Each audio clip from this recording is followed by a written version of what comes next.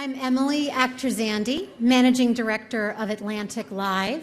Thank you so much for joining us here on this beautiful morning in New York City. With tomorrow's World Diabetes Day as our backdrop, we've gathered today to discuss the serious public health challenge of diabetes. The numbers are simply staggering, and you've heard them many times before.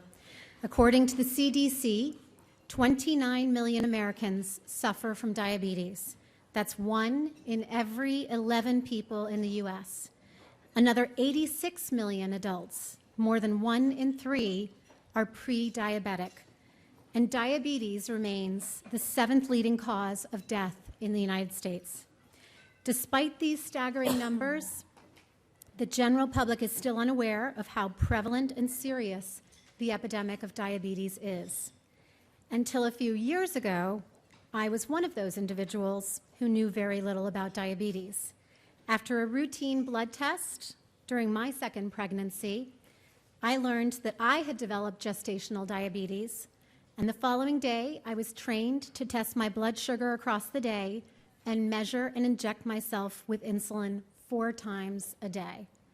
It was a shocking experience and a wake-up call about my own health. And now I am one of those 86 million Americans who are pre-diabetic and doing everything I can to educate myself and make right choices about my health.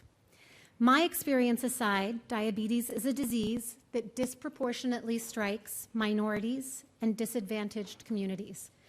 And trends show that diabetes prevalence is growing at an alarming rate in urban areas. So in today's discussion, we'll explore how socioeconomic, racial, and geographic factors are shaping the diabetes epidemic in urban communities and being perceived by the general public. I would like to thank our underwriter, Novo Nordisk, for making today's forum possible. And a few notes before we begin our discussion. For those not able to join in person, we are live streaming this discussion on the atlantic.com/live, and we'll post video highlights of this event in a few days. There will be an opportunity for Q&A after a few of our panels, and our team will circulate with microphones, but please be brief with your questions. You can join the conversation on social media using the event hashtag #DiabetesDivide. And finally, a reminder to please silence your cell phones. And now for our first panel, Nutrition and Diabetes in the United States. It's my pleasure to welcome Dan Glickman, Executive Director of the Aspen Institute Congressional Program and former Secretary of the United States Department of Agriculture. And here to lead the conversation is my colleague, the Atlantic's contributing editor, Mary Louise Kelly.